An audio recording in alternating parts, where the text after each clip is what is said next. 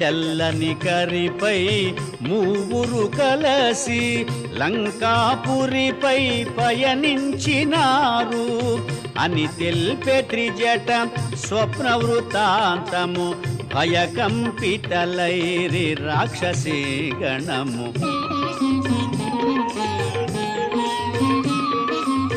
దేవతలందరూ పరిసేవింప ఋషిగణంబులు అభిషేకింప గంధర్వాదులు సంకీర్తింప బ్రహ్మాదులు మునుముందును దింప సీతారాముడు విష్ణుదేవుడై శోభిల్యను కోటి సూర్యతేజుడై అని తెల్పే త్రిజట స్వప్న వృత్తాంతము భయకంపితలైరి రాక్షసీ గణము.